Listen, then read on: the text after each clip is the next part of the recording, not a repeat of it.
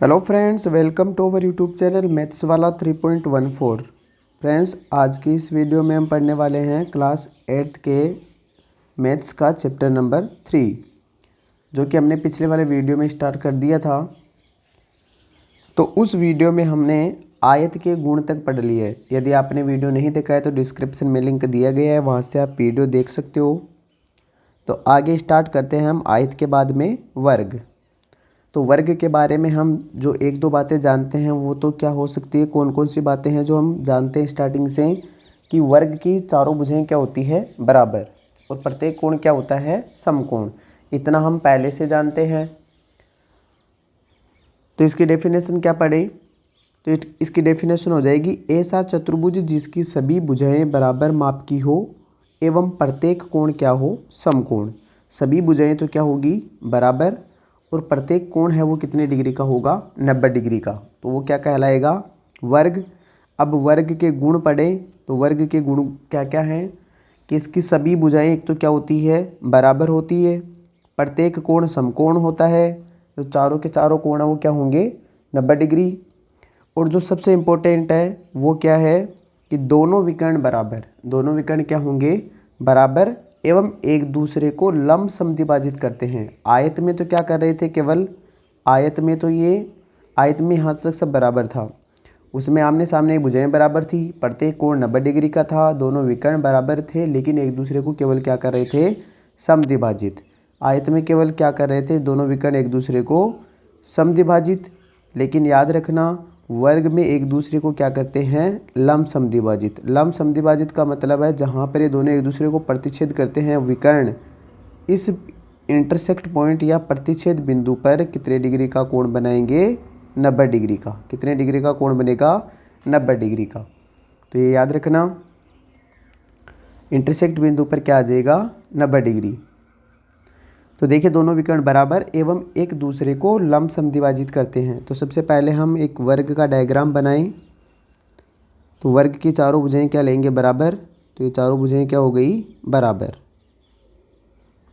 एक बार नाम दे देते हैं, ए, बी, सी और डी। ये हो गया एक वर्ग। अब वर्ग की पहला गुण है वर्ग का, कि इसकी सभी भुजाएं बराबर होती है। तो जितना ए बी होगा उतना ही बी सी, उतना ही सी डी और उतना ही ए डी। तो चारों भुजाएं क्या हो गई, बराबर। तो इसको गणितीय रूप में लिखें तो क्या लिखेंगे, कि ए बी बराबर बी सी बराबर सी डी बराबर हो जाएगा ए डी। ये चारों भुजाएं आपस में क्या हो जाएगी, बराबर हो गई भुजाएं। आपको पता है भुजा दो बिंदु से मिलकर बनती है। तो ये चारों भुजाएं क्या हो गई, बराबर। फिर है कि प्रत्येक कोण समकोण। प्रत्येक कोण क्या है, समकोण। तो यहाँ पर कोण ए है वो भी 90 डिग्री का होगा, बी भी 90 डिग्री, सी 90 डिग्री और लास्ट में डी भी क्या हो जाएगा, 90 डिग्री। तो हम लिखेंगे कोण ए बराबर कोण बी बराबर कोण सी और बराबर कोण डी। और कितने डिग्री के हो जाएंगे, चारों के चारों 90 डिग्री के। फिर तीसरा गुण आता है इसका, दोनों विकर्ण बराबर। दोनों विकर्ण क्या होंगे, बराबर। तो पहला विकर्ण तो कौन सा हो गया, ए सी, और दूसरा विकर्ण कौन सा हो जाएगा, बी डी। और यहाँ पर बीच वाला बिंदु पर, जिस बिंदु पर एक दूसरे को प्रतिच्छेद कर रहे हैं, वो बिंदु कौन सा मान लेते हैं, ओ। तो दोनों विकर्ण बराबर होंगे। तो विकर्ण कौन कौन से हो गए, एक तो ए सी बराबर होगा किसके, बी डी के। ए सी किसके बराबर होगी, बी डी के। अब साथ ही आगे दे रखा है कि एक दूसरे को लंब समद्विभाजित करते हैं। समान भागों में तो बांटते ही बांटते हैं, लेकिन साथ में ही 90 डिग्री के साथ में प्रतिच्छेद करते हैं। 90 डिग्री के साथ प्रतिच्छेद करते हैं। तो ये 90 डिग्री का बन जाएगा। यहाँ पर जो डी ओ सी है वो भी 90 डिग्री का हो जाएगा, सी ओ बी भी 90 डिग्री का हो जाएगा, ए ओ बी भी 90 डिग्री का, और ए ओ डी भी क्या हो जाएगा, 90 डिग्री। ये सभी कोण वो कितने डिग्री के हो जाएंगे, 90 डिग्री के। तो ये गुण इसका विशिष्ट गुण है कि इसके विकर्ण एक दूसरे को क्या करते हैं, लंब समद्विभाजित।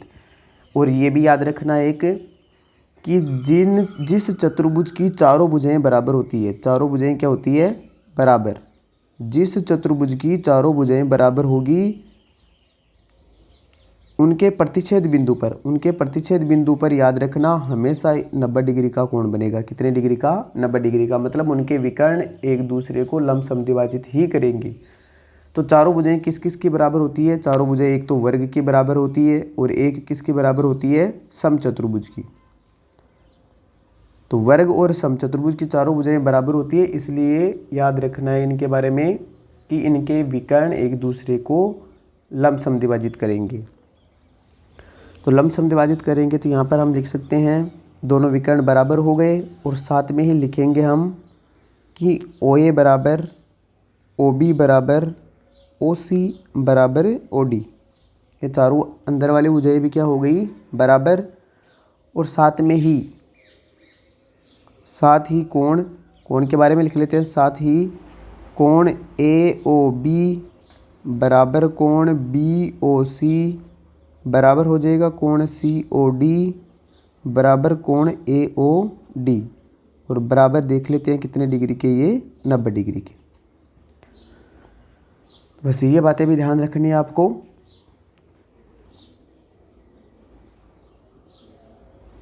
ये बात तो याद रखना, वर्ग और समचतुर्भुज की चारों भुजाएं बराबर होने के कारण इनके विकर्ण एक दूसरे को लंब समद्विभाजित करेंगे, मतलब प्रतिच्छेद बिंदु पर 90 डिग्री का कोण ही बनेगा। बाकी आयत, समांतर चतुर्भुज, पतंग और समलंब चतुर्भुज जो अन्य चतुर्भुज हैं उनमें विकर्ण एक दूसरे को लंब समद्विभाजित नहीं करेंगे। तो ये था हमारा आज का वर्ग। तो वर्ग के बारे में हमने डिटेल से पढ़ लिया है। आगे पढ़ेंगे हम समांतर चतुर्भुज के बारे में। तो समांतर चतुर्भुज की डेफिनेशन क्या लें? समांतर चतुर्भुज ऐसा चतुर्भुज जिसकी आमने सामने की भुजाएं बराबर माप की हो। आमने सामने की भुजाएं क्या हो? बराबर। लेकिन इतनी डेफिनेशन से काम नहीं बनेगा, क्योंकि आमने सामने की भुजाएं तो आयत की भी क्या होती है? बराबर होती है। तो फिर इनमें अंतर किसका रहा? आयत में भी आमने सामने की भुजाएं बराबर और समांतर चतुर्भुज में भी आमने सामने की भुजाएं बराबर। तो फिर अंतर किसका होगा? केवल कोण का। किसका होगा? कोण का। बराबर माप की हो एवं कोई कोण समकोण न हो। आयत में प्रत्येक कोण 90 डिग्री का होता है, समांतर चतुर्भुज में कोई कोण 90 डिग्री का नहीं होता है, इसलिए इसको क्या कहा जाएगा? समांतर चतुर्भुज। तो समांतर चतुर्भुज की डेफिनेशन याद रखना, समांतर चतुर्भुज में आमने सामने की भुजाएं बराबर एवं कोई कोण 90 डिग्री का नहीं होता है। अब समांतर चतुर्भुज के भी गुण पढ़ें। तो इसका पहला गुण है आमने सामने की भुजाएं बराबर। ठीक है, ये भी हो गया। कोई कोण समकोण नहीं होगा। कोई कोण समकोण नहीं है, 90 डिग्री का नहीं होगा। विकर्ण बराबर नहीं। आयत में विकर्ण बराबर होते हैं, लेकिन समांतर चतुर्भुज में विकर्ण बराबर नहीं होते हैं। एक विकर्ण छोटा और एक विकर्ण बड़ा। फिर विकर्ण एक दूसरे को समद्विभाजित करते हैं। जैसे आयत में समद्विभाजित कर रहे थे, वैसे ही समांतर चतुर्भुज में भी विकर्ण केवल एक दूसरे को समद्विभाजित करेंगे, बराबर भागों में बांटेंगे। फिर 5 नंबर है सम्मुख कोण बराबर। समांतर चतुर्भुज में जो 4 कोण हैं उनमें से आमने सामने के कोण भी क्या होंगे? बराबर। सम्मुख कोण, सम्मुख का मतलब आमने सामने। आमने सामने के कोण क्या हो जाएंगे? इक्वल। फिर लास्ट में आ जाएगा आसन्न कोणों का योग 180 डिग्री। आसन्न कोणों का योग कितना डिग्री होता है? 180। आसन्न का मतलब पास पास वाले कोण। कौन से? पास पास वाले कोणों का योग कितना डिग्री होगा? 180 डिग्री। पास पास वाले कोणों का योग कितना डिग्री होगा? 180 डिग्री। तो पास पास वाले कोणों को बोला जाता है कौन से कोण? आसन्न कोण। तो एक बार इसका डायग्राम देख लेते हैं, बाद में इसको गणितीय रूप में भी लिखेंगे। तो ये आपके पास हो जाएगा समांतर चतुर्भुज। कुछ इस प्रकार तिरछा बनता है, बनता आयत जैसे ही है, लेकिन ऐसे मान लेते हैं कि यहाँ से ऊपर से इसको दबाया हुआ है। ऊपर से क्या किया हुआ है? दबाया हुआ है, तो ये तिरछा हो गया। इसलिए एक तरफ से बड़ा और एक तरफ से हमें क्या दिख रहा है? छोटा। तो इसके नाम दे देते हैं एक बार इसको A, B, C और D। अब जैसे जैसे हम गुण पढ़ें वैसे वैसे इसको गणितीय रूप में भी लिखेंगे। सबसे पहले आमने सामने की भुजाएं बराबर। तो आमने सामने की AB किसके बराबर हो जाएगी? CD के बराबर। और AD किसके बराबर हो जाएगी? BC के बराबर। तो लिख देते हैं हम यहाँ पर कि AB बराबर CD व AD बराबर BC। ये तो हो गए आमने सामने की भुजाओं के बारे में। फिर है कोई कोण समकोण नहीं। तो यहाँ पर न तो A, B, सी और डी, ये तीनों के चारों ही कोण 90 डिग्री के नहीं होंगे। अब होंगे कितने वो तो इसके आकृति पर डिपेंड करेगा कि कितने डिग्री का होगा। फिर है विकर्ण बराबर नहीं, तो विकर्ण कौन कौन से हो गए, एक तो विकर्ण हो गया कौन सा, ए सी, और एक विकर्ण कौन सा हो जाएगा, बी डी। एक विकर्ण कौन सा हो जाएगा, बी डी, और इनका जो प्रतिच्छेद बिंदु है उसको मान लेते हैं ओ। तो हमें इस आकृति से ही पता चल रहा है कि ए सी बड़ा है, लंबा दिख रहा है, और बी डी है वो क्या दिख रहा है, छोटा दिख रहा है। तो विकर्ण बराबर नहीं होते तो इसको क्या लिखेंगे कि A C not equal, A C not equal B D, कि ए सी है वो बी डी के बराबर नहीं है। फिर आगे है विकर्ण एक दूसरे को समद्विभाजित करते हैं, विकर्ण एक दूसरे को क्या करते हैं, समद्विभाजित।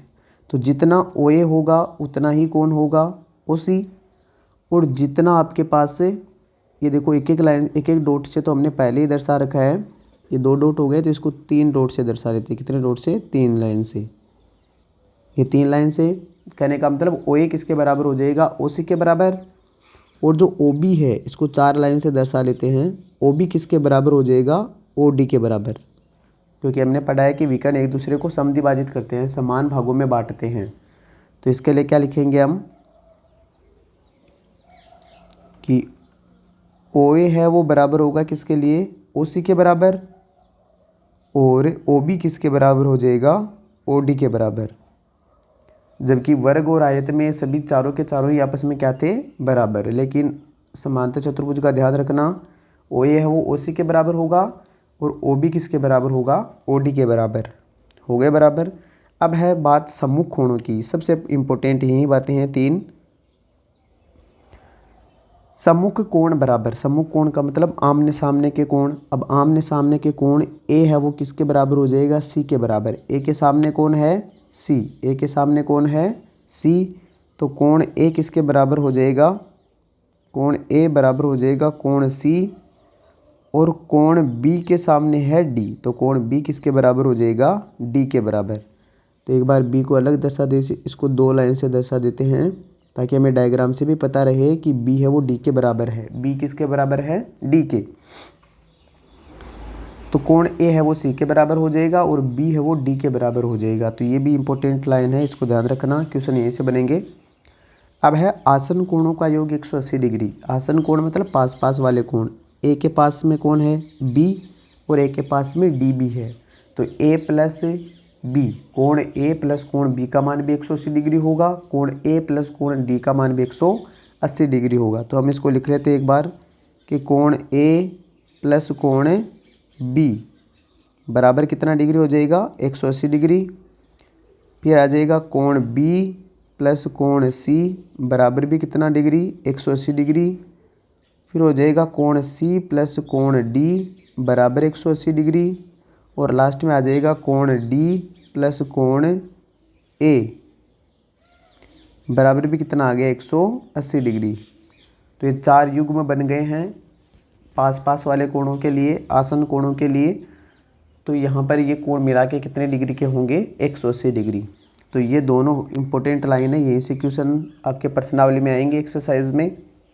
तो कोण ए प्लस कोण बी है वो 180 डिग्री के होंगे, बी और सी मिलाकर 180 डिग्री का होगा, सी और डी इसी प्रकार डी और ए, ये सभी कोण मिला के कितने डिग्री के होंगे, 180। और वैसे हम जानते हैं चतुर्भुज के अंतः कोणों का योग कितना होता है, 360। त्रिभुज के अंतः कोणों का योग 180 डिग्री और चतुर्भुज के अंतः कोणों का योग 360 डिग्री। तो ये था समांतर चतुर्भुज। समांतर चतुर्भुज के बाद में आगे पढ़ेंगे हम समचतुर्भुज। समांतर चतुर्भुज के बाद में क्या आ जाएगा, समचतुर्भुज। अब समचतुर्भुज में सबसे पहले इसकी डेफिनेशन देखें।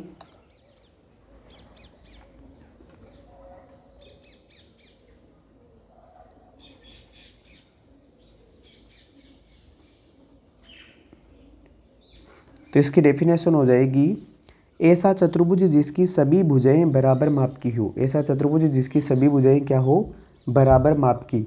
लेकिन बराबर सभी भुजाएं बराबर माप की तो वर्ग में भी होती है, किस में होती है, वर्ग में। तो वर्ग में और इसमें क्या अंतर रहा, जैसे आयत और समांतर चतुर्भुज में कोण का अंतर था, वैसे ही वर्ग और समचतुर्भुज में भी किसका अंतर आएगा, कोण का।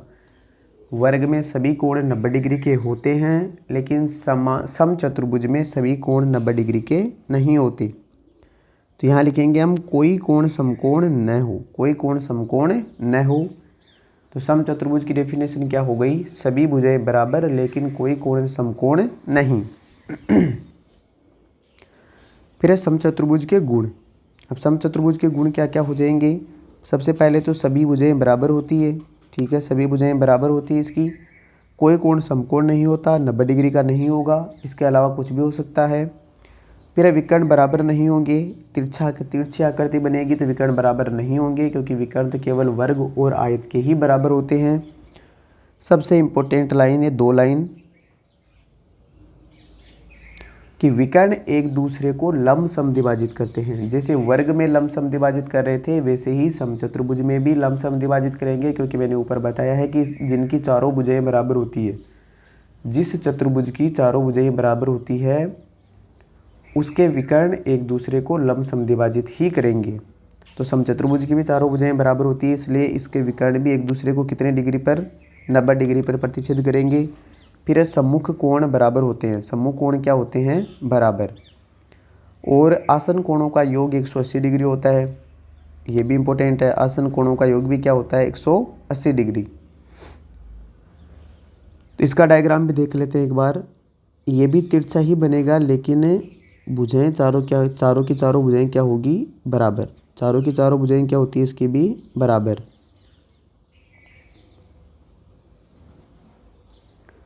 नाम दे लेते हैं ए, बी, सी और डी। ये चारों भुजाएं क्या हो गई? बराबर। एक बार देख लेते हैं ए बी है वो किसके? A B, B C, C D और ए डी, ये चारों की चारों भुजाएं क्या होगी? एक दूसरे के बराबर। तो हम यहाँ से लिख देते हैं पहले गुण में कि ए बी बराबर बी सी बराबर सी डी और बराबर में क्या आ जाएगा? A D. चारों भुजाएं आपस में क्या हो गई? बराबर।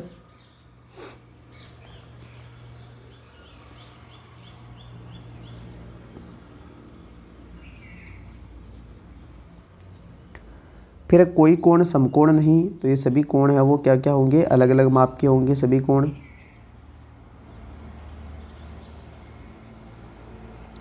लेकिन समूह कोण बराबर होते हैं, जैसे आमने सामने के ए और सी बराबर होगा, बी और डी बराबर होगा, वो बाद में देखेंगे। फिर विकर्ण बराबर नहीं, तो इसके विकर्ण बना लेते हैं। एक तो विकर्ण कौन सा हो जाएगा? ए सी, और एक विकर्ण कौन सा हो जाएगा? बी डी, और इनका प्रतिच्छेद बिंदु हो गया कौन सा? ओ। विकर्ण एक दूसरे को लमसम विभाजित करते हैं, विकर्ण बराबर नहीं होते, तो पहले तो ये तो लिख लेते हैं विकर्ण बराबर नहीं। तो कौन कौन से? ए सी है वो नॉट इक्वल होगा किसके? बी डी के। ए सी नॉट इक्वल किसके? बी डी के। फिर विकर्ण एक दूसरे को लमसम विभाजित करते हैं। यहाँ पर प्रतिच्छेद बिंदु पर कितने डिग्री का कोण बनेगा? 90 डिग्री। चारों के चारों ही कोण कितने डिग्री के होंगे? 90 डिग्री के। तो ये तो आपको ऐसे ही याद रह जाएगा कि यदि चार भुजाएं बराबर है तो 90 डिग्री का कोण बनेगा ही बनेगा। फिर विकर्ण एक दूसरे को लमसम विभाजित करते हैं, तो यहाँ पर लिख लेते हैं हम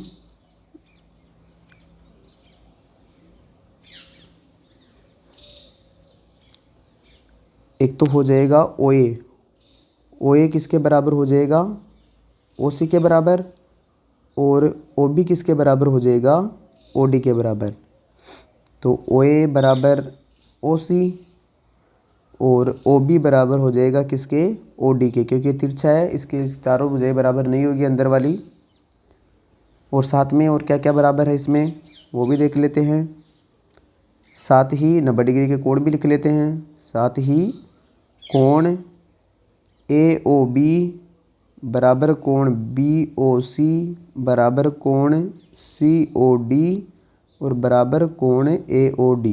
ए ओ डी लिखो चाहे डी ओ ए लिखो, एक ही है दोनों। और बराबर कितने डिग्री के हैं ये सभी कितने डिग्री के हो गए? 90 डिग्री। फिर सेकंड लास्ट इसका गुण है सम्मुख कोण बराबर। आमने सामने के कोण क्या होंगे? बराबर। तो कौन कौन से कोण होते हैं आमने सामने के?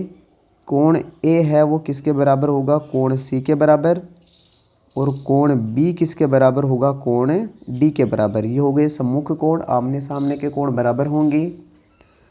फिर आ जाएगा आसन कोणों का योग 180 डिग्री होता है। आसन कोण मतलब पास पास वाले कोणों का योग कितना डिग्री, 180 डिग्री। तो पास पास वाले वही जैसे हमने समांतर चतुर्भुज में लिखा था वैसे ही वर्ग में लिखना है, इस सम चतुर्भुज में लिखना है कि कोण ए प्लस कोण बी बराबर कितना डिग्री, 180 डिग्री।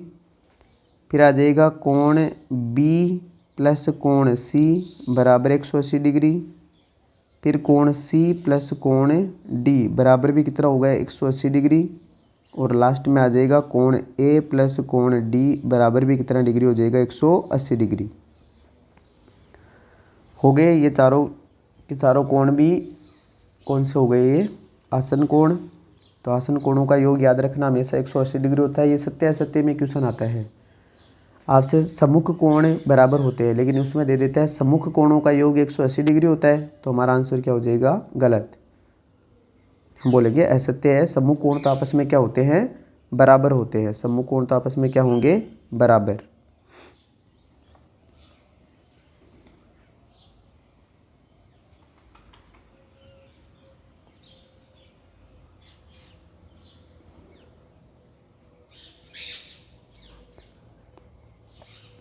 अब आगे देखते हैं लास्ट 5वें नंबर पर आता है पतंग। अब तक हमने क्या क्या पढ़ा है, एक तो पढ़ा हमने आयत, वर्ग, समचतुर्भुज और समांतर चतुर्भुज, ये 4 हो गए। अब लास्ट में आ जाता है पतंग। तो पतंग के लिए क्या पढ़ेंगे हम, वह चतुर्भुज जिसमें 2 आसन भुजाओं के युग्म बराबर हो। 2 आसन भुजाओं के युग्म क्या हो, बराबर, क्या कहलाता है, पतंग। तो पतंग के लिए गुण क्या है कि विकर्ण एक दूसरे पर लंब समद्विभाजित होते हैं। विकर्ण एक दूसरे पर क्या होते हैं, लंब समद्विभाजित। चारों भुजाएं बराबर नहीं होती है, इसको मान लेना आप, ये अपवाद है। क्या है, एक अपवाद है। इसका थोड़ा अलग से पढ़ना, क्योंकि हमने ऊपर देखा था कि जिसकी चारों भुजाएं बराबर होती है उनके विकर्ण ही एक दूसरे पर लंब समद्विभाजित होते हैं। लेकिन याद रखना पतंग के विकर्ण भी एक दूसरे को क्या करते हैं, लंब समद्विभाजित। तो पतंग की डेफिनेशन तो हो गई कि ऐसा चतुर्भुज जिसमें 2 आसन भुजाओं के युग्म क्या हो, बराबर। 2 आसन भुजाओं के युग्म क्या होंगे, बराबर। तो इसका एक बार डायग्राम बनाए, तो डायग्राम इसका क्या हो जाएगा, कुछ इस प्रकार।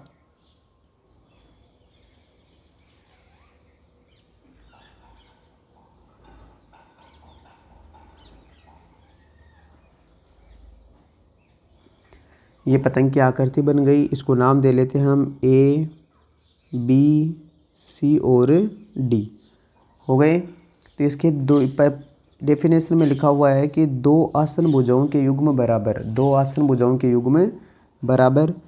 तो ए बी है वो किसके बराबर हो जाएगी, ए डी के। और बी सी किसके बराबर हो जाएगी, सी डी के बराबर। बी सी किसके बराबर हो जाएगी, सी डी के। क्योंकि अभी बताया था मैंने आसन का मतलब पास पास, तो 2 युग्म बराबर होंगे। ये याद रखना ए बी है वो बी सी के बराबर नहीं होगी, लेकिन ए बी है वो ए डी के बराबर होगी। और बी सी है वो किसके बराबर होगी, सी डी के बराबर। तो हम यहाँ से लिख लेते हैं एक बार, ये इसका गुण लिख लेते हैं बी नंबर, कि आसन भुजाओं के युग्म बराबर, आसन भुजाओं के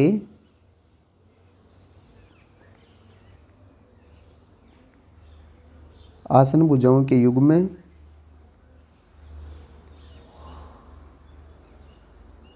बराबर, आसन भुजाओं के युग्म बराबर। फिर इसमें आ जाता है कि विकर्ण है वो क्या करते हैं, एक दूसरे को लंब समद्विभाजित। विकर्ण एक दूसरे को क्या करते हैं, लंब समद्विभाजित।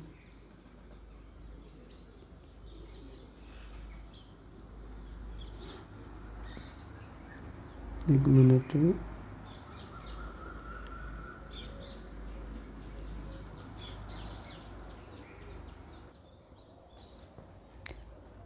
तो पतंग की आकृति है, वह चतुर्भुज जिसमें 2 आसन भुजाओं के युग्म बराबर होते हैं पतंग कहलाता है। अब इसके गुण पढ़ें, तो पतंग के लिए सबसे पहले हम पढ़ेंगे कि इसके आसन भुजाओं के युग्म बराबर। तो इसमें आसन भुजाओं के युग्म बराबर में क्या क्या लिखेंगे हम, कि ए बी है वो किसके बराबर हो जाएगी, ए डी के बराबर। और साथ में ही जो बी सी है वो किसके बराबर हो जाएगी, सी डी के बराबर। तो ये तो हो गई आसन भुजाओं के युग्म बराबर। फिर है कि विकर्ण एक दूसरे पर लंब समद्विभाजित, ये थोड़ा सा मिस्टेक हो गई इसमें, इसको हटा देना एक बार। इसका ए गुण नीचे लिख रहा हूँ मैं। विकर्ण एक दूसरे पर लंब समद्विभाजित नहीं होते हैं।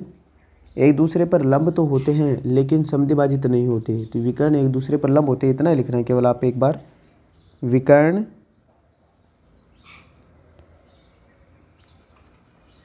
एक दूसरे पर लंब होते हैं, बराबर नहीं होते, केवल क्या होते हैं, लंब होते हैं। इसका सी पॉइंट और लिखेंगे हम कि एक विकर्ण दूसरे विकर्ण को समद्विभाजित करता है। केवल एक ही विकर्ण दूसरे विकर्ण को समद्विभाजित करता है, दोनों विकर्ण एक दूसरे को समद्विभाजित नहीं करते। एक विकर्ण दूसरे विकर्ण को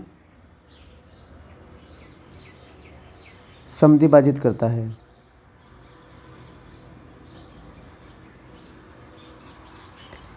दोनों विकर्ण एक दूसरे को समद्विभाजित नहीं करते हैं, ये याद रखना। केवल एक ही विकर्ण दूसरे विकर्ण को समद्विभाजित करेगा, वो भी कौन सा, जो AC विकर्ण है वो BD विकर्ण को समद्विभाजित करेगा। मतलब जो यहाँ पर O बिंदु मान लेते हैं तो OB है वही केवल OD के बराबर होगा, लेकिन OA है वो OC के बराबर नहीं होगा, ये याद रखना।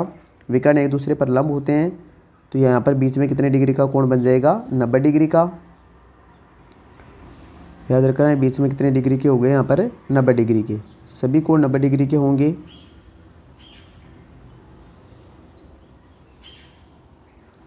सभी कोण 90 डिग्री हो गए। एक विकर्ण दूसरे विकर्ण को समद्विभाजित करता है। एक विकर्ण कौन सा, जो AC है वो इसे, यहाँ पर इसका गणितीय रूप लिख लेते हैं कि जो OB है वही केवल OD के बराबर होगा, बट OA बराबर नहीं होगा किसके, OC के। ये याद रखना, OA OC के बराबर नहीं होगा। अब एक बार कोण की बात करें तो कोण इस आकृति में आपको केवल जो समद्विभाजित हो रहे थे, ये याद रखना, जिस तरफ विकर्ण दोनों अंदर वाले विकर्ण समद्विभाजित हो रहा था वहीं कोण एक क्या होंगे, बराबर। वहीं कोण क्या होंगे, बराबर। तो ये भी याद रखना। इसका डी बिंदु क्या लिख लेते हैं एक बार कि कोण B है वो बराबर होगा कोण D के। कोण B किसके बराबर होगा, कोण D के। बट कोण A है वो बराबर नहीं होगा कोण C के। कोण B है वो D के बराबर होगा क्योंकि विकर्ण यही जो BD विकर्ण है वहीं समद्विभाजित हुआ था। तो जो विकर्ण समद्विभाजित हो उसी के बिंदु पर जो कोण बन रहे हैं वहीं बराबर होंगे, बाकी विकर्ण बराबर नहीं होंगे। तो ये हो गया पतंग। तो पतंग की आकृति पढ़ ली हमने। तो ये आकृतियाँ हो गई हमारे पास, 5 आकृतियाँ पढ़ी हमने। अब एक आकृति और रह गई है शायद, वो उसके लिखा नहीं है तो मैं छोटी सी जानकारी दे देता हूँ उसके बारे में। 6 नंबर लगा के यहीं लिख लेते हैं, समलंब चतुर्भुज। समलंब चतुर्भुज। समलंब चतुर्भुज, इसकी एक बार आकृति देख लेते हैं, इसकी 2 बातें हम जान लें एक बार। समलंब चतुर्भुज की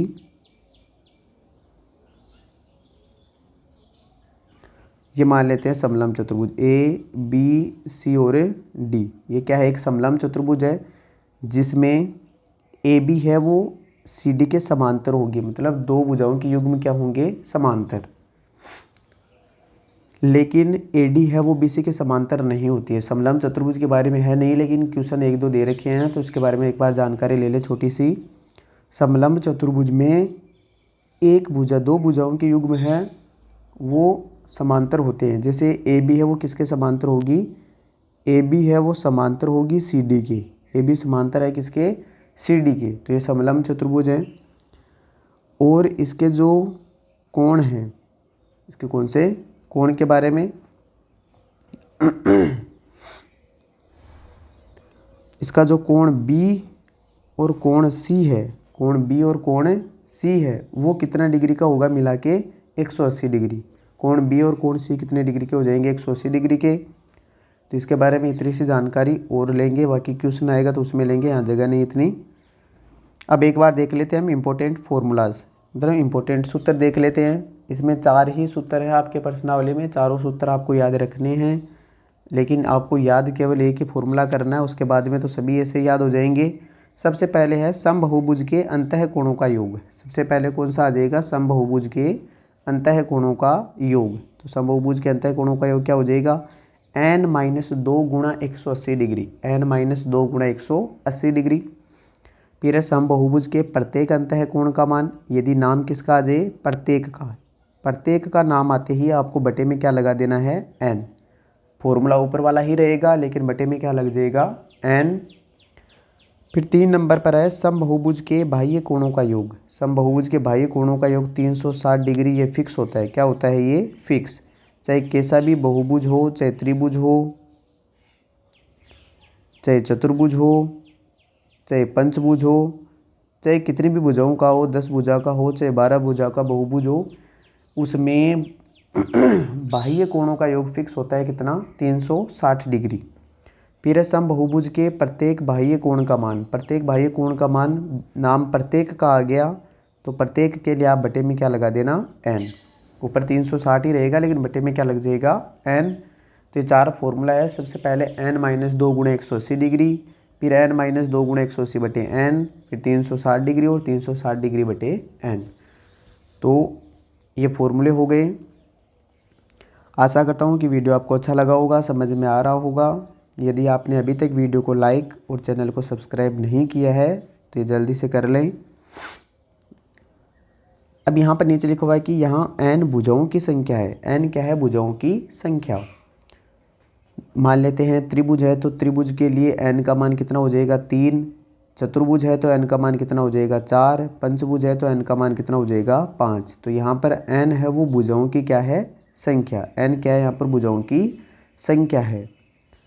आगे देखिए, अब आगे ये थ्योरी वाला चैप्टर है वो पूरा हो गया है। अब हमारी प्रश्नावली स्टार्ट हो चुकी है। सबसे पहले प्रश्नावली 3.1। अब हमने जितने भी ऊपर पढ़े हैं उनका यूज करके हमें प्रश्नावली को हल करना है। तो सबसे पहले तो आ गई है प्रश्नावली 3.1। इसका पहला प्रश्न है कि यहाँ पर कुछ आकृतियाँ दी गई है। यहाँ पर कुछ आकृतियाँ दी गई है। टाइम हो गया ज़्यादा, तो हम इसका क्या बना देते हैं आगे वाली प्रश्नावली, जैसे 3.1, 3.2, 3.3 और 3.4, इनके 2 वीडियो बना देते हैं। काफ़ी लंबा हो जाएगा, वैसे भी टाइम ज़्यादा हो गया है। तो हम आज तो यहीं तक पढ़ेंगे, सूत्र तक। वीडियो अच्छा लगा है तो वीडियो को लाइक और चैनल को सब्सक्राइब ज़रूर कीजिए। साथ ही वीडियो को लास्ट तक देखने के लिए धन्यवाद।